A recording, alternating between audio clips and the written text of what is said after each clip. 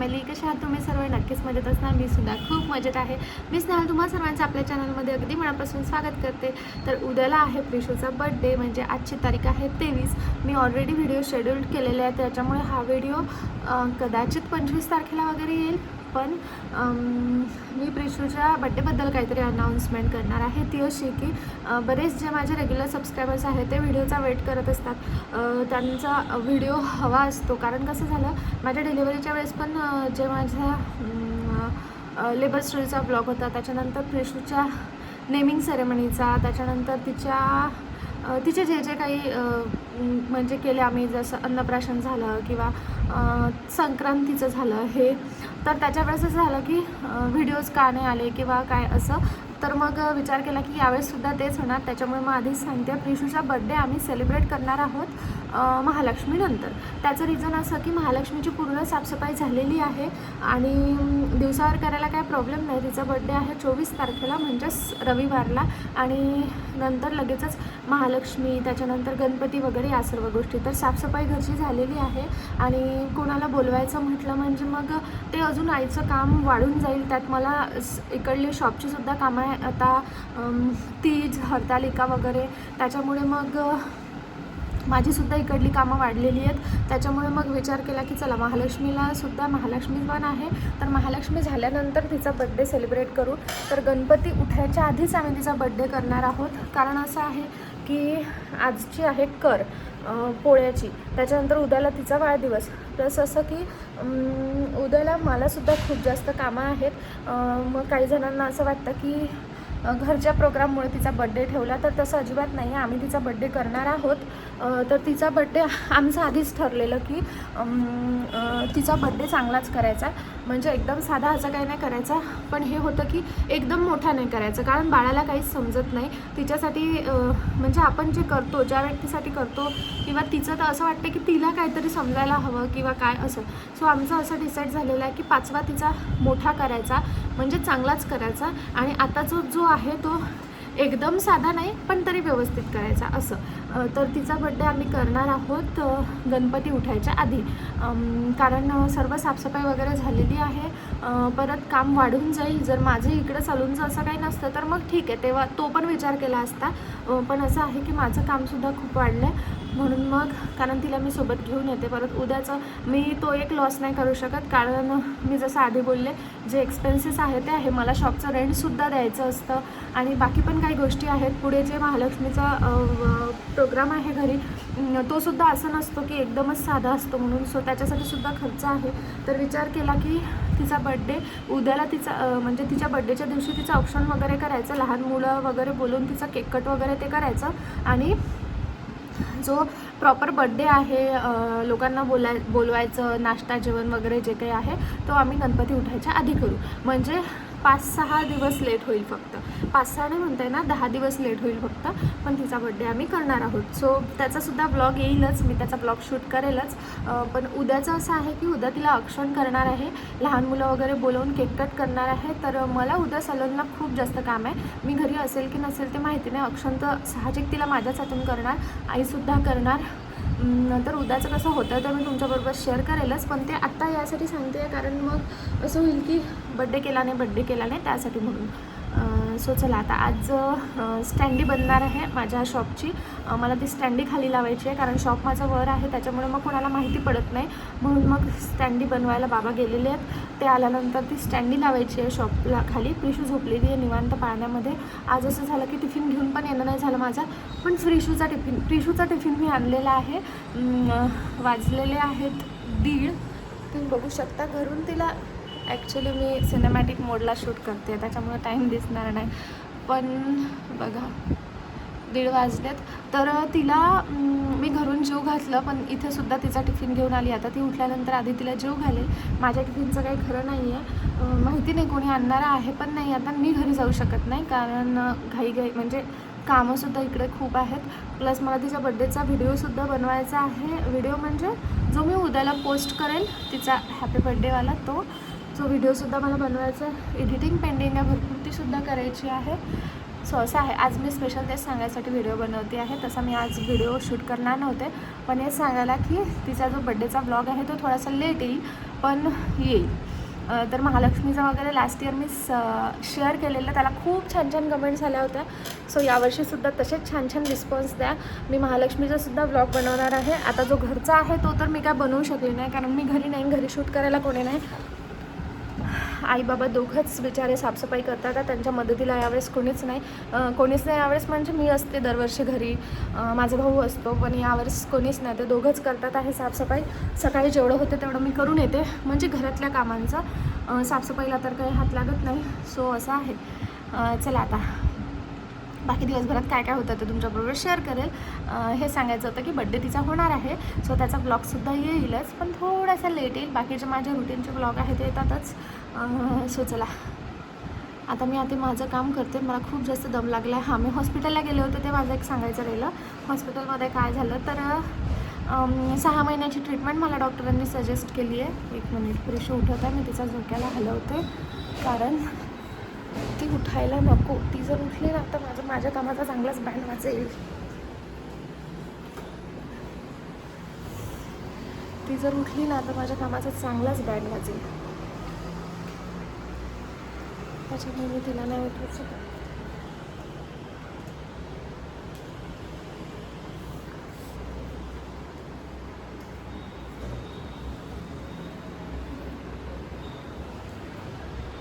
कारण ती उठली की माझं मग माझ्या कामाचा सत्यानाशच होऊन जातो पूर्ण. सो चला, मी हे बोलत होते की मी काय बोलत होते, हॉस्पिटलचं बोलत होते मी. तर हॉस्पिटलमध्ये असं झालं की डॉक्टर बोलले 6 महिन्याची ट्रीटमेंट घ्यावीच लागेल, कारण मला बॉडी लेवल डायबिटीज निघाला आहे, आणि म्हणजे बॉडी लेवल शुगर. तर त्याच्यामुळे डॉक्टर बोलले की तसं मला आधीच सांगितलं होतं की हिस्ट्री असल्यामुळे, म्हणजे माझ्या पॅरेंट्सला दोघांनाहीसुद्धा डायबिटीज आहे. तर डॉक्टर आधीच बोलले होते की हिस्ट्री असल्यामुळे 40 नंतर तो प्रॉब्लेम होईल. पण असं झालं की मला प्रेग्नन्सीमध्ये शुगर नाही निघाली, पण त्याच्यानंतर मग सो मी हे बोलत होते की मला मी आता हळूहळू बोलेल, कारण प्रिशू झोपलेली आहे आणि खूप वेळचं तिला पाळण्यात टाकलेलं आहे. सो आता तिची झोप होत आली असेल. सो लास्ट व्लॉगमध्ये सांगणं झालंच नाही. हॉस्पिटलला गेलं तर तिकडून आले, मग त्याच्यानंतर खूप जास्त दमल्यासारखं झालं होतं, सो मी झोपून गेले. तर मला बॉडी लेवल डायबिटीज डिटेक्ट झाला आहे. त्याच्यामुळे मग डॉक्टर बोलले की त्याच्यामुळेच जे बाकी सगळे प्रॉब्लेम आहेत शरीरामध्ये ते होतात आहे. आणि मायग्रेनचं जे आहे ते मायग्रेनचा त्रास जो आहे तो मायग्रेनमुळे. तर मायग्रेनचं असं बोलले ते की मायग्रेन आयुष्यभर पिछा सोडत नाही, फक्त आपण त्याला गोळी घेऊन त्रास हा कमी करू शकतो. बाकी मायग्रेनवर ट्रीटमेंट अशी काहीच नाही आहे. म्हणजे इलाज जो म्हणतो आपण की तापावर जसा ताप येऊ नये त्याच्यासाठी वगैरे असं, तर मायग्रेनचं तसं नाही आहे बोलले. मायग्रेन हा आयुष्यभर पिछा सोडत नाही. आणि मला जो आहे तो 10 वर्षापासून आहे. तो माझा आता जरा जास्त वाढतो, झोप होत नाही आहे वगैरे, स्ट्रेस या सर्व गोष्टींमुळे.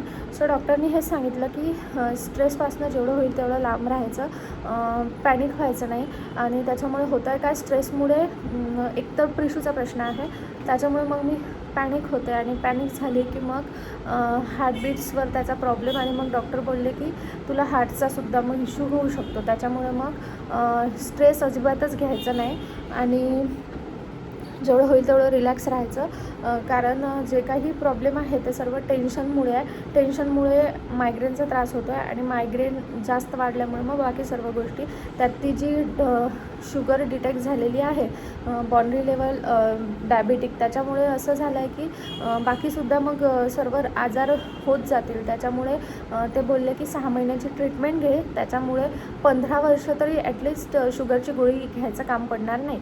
म्हणजे जे शुगरचे ज्या रेग्युलर असतात मेडिसिन्स वगैरे, तसं काही करायचं काम पडणार नाही, गोळी लागणार नाही बोलले. 6 महिन्याची ट्रीटमेंट घे, त्याच्यामुळे तिथे मायग्रेनचंसुद्धा आपण बऱ्यापैकी कवर करू.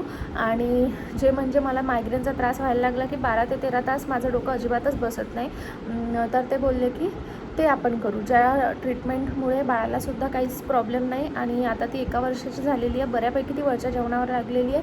तरीसुद्धा मी तिचं दूध 2 वर्षापर्यंत जरी पिली तरीसुद्धा तिचं दूध मी तोडणार नाही आहे. म्हणजे बाळाचं दूध हे आईसाठी सॉरी आईचं दूध हे बाळासाठी खूप जास्त पौष्टिक असतं. सो तिचं दूध तोडण्याचं असं माझ्या डोक्यात अजिबातच नाही आहे आणि मी तिचं दूध ती पिते तोपर्यंत तिला पिऊ देईल, म्हणजे 2 वर्षापर्यंत तरी कमीत कमी असं, म्हणजे 18 महिने वगैरे 1.5 वर्षापर्यंत तरी पाजायचंच आहे मला तिला दूध. आणि बाकी बोलले की त्या ट्रीटमेंटमुळे बाळाला काहीच नुकसान होणार नाही. जी मायग्रेनची मला आधी मेडिसिन दिली होती ती घ्यायची नाही बोलले, कारण त्याने झोप वगैरे येते आणि मला आता असं आहे की मला झोप येते पण ना प्रिशूमुळे झोपू शकत नाही. प्रिशू रात्रीला पूर्ण रात्रभर जागवते आणि तिचं असं असतं की मी म्हणजे ती रात्रभर फिडिंग घेते. सो तिचं असं नाही आहे की ती एकटीच दूध पिणार म्हणजे आपण झोपायचं, तसं नाही. ती म्हणते तू मला बघत राहा, माझ्यासोबत बोलत राहा. सो मग त्याच्यामुळे माझी अजिबातच झोप होत नाही आणि बाकी जे फालतूचं टेन्शन आहे त्या फालतूच्या सर्व टेन्शनमुळे फालतूचे सर्व आजार. सो स्ट्रेस फ्री राहायचं आहे. पुढल्या 6 महिन्यांपर्यंत ट्रीटमेंट रेग्युलर घ्यायची आहे. गोळीचे टायमिंगसुद्धा चुकू जायचे नाही आहे. सकाळी 8ला, त्याच्यानंतर 10ला, त्याच्यानंतर 2ला, त्याच्यानंतर रात्री 8ला असे टायमिंग्स लिहून दिलेले आहे गोळीचे. आता 1:45 वाजले, 2ला गोळी घ्यायची आहे. सो असे टायमिंग लिहून दिलेले आहेत गोळीचे, त्याच टायमिंगवर घ्यायचं आहे. 5 दिवसांनी, 10 दिवसांनी, 15 दिवसांनी असं ते जेव्हा जेव्हा बोलवेल तेव्हा फॉलोअपला जायचं आहे. आता विचार करते आहे की हे झालं एका डॉक्टरचं, ते डॉक्टर खूप हुशार आहे, मी ज्यांच्याकडे दाखवलं कार्डियक आहेत ते, शिवाय जनरल मेडिसिनचंसुद्धा त्यांना पूर्ण नॉलेज आहे. तर मी विचार करते आहे की आणखी एका डॉक्टरचं म्हणजे सेकंड ओपिनियन घ्यायचं. एवढं असं काही नाही आहे, पण माझं असं आहे की मायग्रेनचा जो त्रास आहे तो बऱ्यापैकी मला कमी झाला पाहिजे. आणि 6 महिन्याची ट्रीटमेंट म्हणजे ना एवढा पैसा खूप जास्त ओतावा लागतो, जे मला असं वाटतं की मला सध्या ते करायचं नाही आहे. कारण सर्व ते एकच बोलले की तुझे जे सर्व आजार आहे ते फक्त स्ट्रेसमुळे आहे, बाकी काहीच नाही. मायग्रेनचासुद्धा जो प्रॉब्लेम परत सुरू झालेला आहे तोसुद्धा स्ट्रेसमुळे आहे. सो जेवढं होईल तेवढं स्ट्रेस फ्री राहा. कारभार उठलं माझं. सो स्ट्रेस आणि मायग्रेन या दोन्हीही गोष्टी माझा पिछा सोडणार नाही आहे आणि या दोन्ही गोष्टी मला नकोच आहेत. पण असो, आता काही करू शकत नाही. तर एखादा दुसरा डॉक्टरला दाखवायचा विचार करते आहे मी. तर ते बघूया, दुसऱ्या डॉक्टरला दाखवून बघेल ते काय म्हणतात आहे तर. आणि जर सेम आन्सर असेल तर मग याच डॉक्टरची ट्रीटमेंट घेईल. आता एवढा जास्त पैसा दवाखान्यात होतायची अजिबात इच्छा होत नाही, पण काय करू शकत नाही. नंतर काही दुखणे वाढल्यापेक्षा किंवा नंतर काही आजार होण्यापेक्षा ना मला असं वाटते की आधीच ट्रीटमेंट घेतलेली बरी. सो स्ट्रेस फ्री राहण्याचा मी खूप प्रयत्न करते, पण स्ट्रेस फ्री नाही राहू शकत. सो आता काही करू शकत नाही आपण. तर असं सर्व आहे. चला आता पिशूची झोप मोड होता माझ्या बडबडीने, जे मला होऊ द्यायचं नाही आहे. आणि माझे कारभार क्यूट आहे. उद्या 1 वर्षाची होणार पिशू आणि खूप लवकर मोठी झाली ती. असो, आता मी तिला झोपू देते निवांत आणि तुमच्यासोबत नंतर बोलते. माझे कारभार कुठलं, माझे कारभार. आणि तिकडे बाबा करत आहे स्टँडीचं काम. आणि हे माझे काढभार सोनूला माझं ये पिलू जेवण खूप. अरे असं उडवायचंच आहे का मूर्ख, व्यवस्थित पी.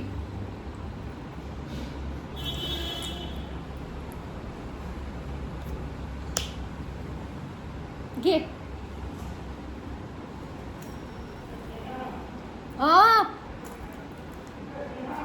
घरून माझा टिफिन आला आहे, म्हणजे बाबा येतच होते. सो ते टिफिन घेऊन आले. जे स्टँडी जी माझी लागलेली आहे आधी मी तुम्हाला ती दाखवते आणि त्याच्यानंतर मस्तपैकी टेस्टी जेवण आलं आहे. मीच बनवलेलं होतं सकाळी, पण झालं असं की माझ्या बहिणीला लेट होत होतं, मग तिला आम्ही घेऊन आलो आणि मी कुकर थंड व्हायची वाट नाही बघू शकली. चला आता आधी माझी स्टँडी दाखवते आणि त्याच्यानंतर मग टेस्टी असं जेवण दाखवते. सिम्पलच आहे पण खूप छान झालं आहे. सो चला बाहेर मी तुम्हाला दाखवते की माझी स्टँडी कशी लागली आहे. इकडे माझा कारभार झोपला आहे, निवांत झोपला मॅडम आज. कारण म्हणजे उठलेली मध्ये मला क्लायंट्स आले होते त्याच्यामुळे मी शूट नाही करू शकले. आणि आता वाजलेले आहेत संध्याकाळचे म्हणजे 5-6 झाले असतील. बघू शकता बाहेरचं वातावरण. आता मी स्टँडी दाखवते. सो ही स्टँडी आहे, तुम्ही बघू शकता. मराठी आणि इंग्लिश दोन्ही मॅटर आहे. या साईडला मराठी मॅटर आहे, त्या साईडला इंग्लिश मॅटर आहे. आणि वातावरण तुम्ही बघू शकता खूप छान आहे. बाहेर स्टँडी लावून दिली फायनली. आणि इकडे माझा वासरू झोपलेला आहे. झोपल्यावरनं ती खूपच शांत दिसते. आणि बाकी हे पूर्ण माझं शॉप आहे. बघितलं तुम्ही, खूप छान झाली आहे स्टँडी. आणि बाबांनीच केली तयार. आणि व्यवस्थित दिसत आहे आता, कारण वर होतं माझं, त्याच्यामुळे मग होत असं होतं की 1 मिनिट. सो मी हे बोलत होते की माझं शॉप वर असल्यामुळे एकदम वरचं कोणाला दिसत नाही, म्हणून मग ती खाली स्टँडी लावली. आता ना मस्तपैकी इथे आता डब्याचं झाकण दिलं असतं, सॉरी, त्याच्यामुळे इथे मस्तपैकी कढी आणलेली आहे मी. तरी 1 चम्मच कढी सांडलीच माझी, असं काही हरकत नाही. आणि बाकी मसाले भात केला मी आज, कारण खूप जास्त लेट झालेलं होतं ऑलरेडी. आणि आईबाबा तर साफसफाईमध्येच होते, त्याच्यामुळे बघू शकता इथे मस्त मसाले भात आहे. काहीच नव्हतं, बटाटे नव्हते, त्याच्यानंतर वाटाणा वगैरे तर बरं नव्हताच, पण असं झालं होतं की खूप लेट झालं आहे, त्याच्यामुळे मग विचार केला की चला मसाले भातच बनवते पटापट. सो मी मसाले भात घेऊनसुद्धा येऊ नाही शकली, कुकर गार व्हायचा होता, म्हटलं त्याला तसंच कसं ओपन करून, म्हणून मी तशीच निघून आली. बाबा नंतर माझा टिफिन घेऊन आले. आता इथे मी मस्तपैकी मसाले भात आणि कढी याचा आस्वाद घेणार आहे. सो चला, बाकी काय आहे ते मी पुढे शेअर करेल. आजचा व्हिडिओ तसा मी फक्त यासाठीच बनवला होता की मला म्हणजे जे लास्ट व्हिडिओ अपलोड केला त्याच्यावर होत्या कमेंट्स माझे जे रेग्युलर सबस्क्रायबर्स आहेत त्यांचा, की काय झालं, कसल्या टेस्ट, डॉक्टर काय बोलले सांग, वगैरे वगैरे वगैरे. त्याच्यामुळे मग मी म्हटलं की चला ठीक आहे, असं म्हटलं चला आता ते सांगते. कारण बरेच जण असेल जे माझ्यासोबत रिलेट करतात, ज्यांनाही मायग्रेनचा त्रास आहे.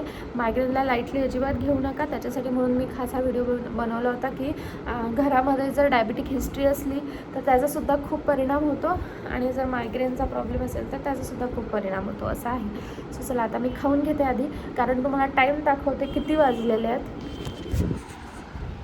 बघा तिथे घड्याळ लावली, आज मी तिथे घड्याळ लावली. आणि सो आता तुम्हाला टाईम मी लॅपटॉपवरच दाखवते. बघा 5:55 म्हणजे 6 वाजलेले आहेत, आणि मी आत्ता टिफिन खाते. कारण प्रिशूने मला म्हणजे काहीच करू दिलं नाही. त्यात माझे क्लायंट्ससुद्धा आले होते मध्ये, पण प्रिशूला घेऊन काय करणं म्हणजे अशक्य गोष्ट आहे, हे मला समजलं. आता अवघड नाही म्हणेल मी, अशक्य म्हणेल, कारण ती काहीच करू देत नाही. झोपवून दिलेलं आहे तिला आता, म्हणजे दिवसभर मस्ती घालून दमली. सो झोपली. आता मी खाऊन घेते आधी, कारण मला खूप भूक लागली. सो मी घरी आली आहे. शॉपमध्ये ना नंतर काहीच शूट नाही करू शकले, आणि घरी यायलासुद्धा लेट झालं. म्हणजे प्रिशूला मी बाबांसोबत पाठवून दिलेलं संध्याकाळला, कारण मला लेट होणार होतं. आणि मग नंतर मी घरी आले, म्हणजे जास्त लेट झालं नाही, पण तरीसुद्धा मला 9 वगैरे वाजणार होतं, त्याच्यामुळे मी तिला बाबांसोबत घरी पाठवून दिलेलं. आता कूलर सुरू आहे, त्याच्यामुळे हवेचा आवाज येत असेल, मलासुद्धा झोपायचं आहे. सो चला, या व्हिडिओला मी इथेच एंड करते. स्पेशल हा व्हिडिओ यासाठीच बनवलेला की ते सांगायचं होतं मला, जे डॉक्टरचं आहे ते, त्याच्यामुळे. सो चला, आता या व्हिडिओला इथेच एंड करते. तुम्हाला हा व्हिडिओ कसा वाटला मला कमेंट सेक्शनमध्ये नक्की सांगा. भेटूया नेक्स्ट एका छानशा व्हिडिओमध्ये. तोपर्यंत bye bye, take care and thanks for watching my video.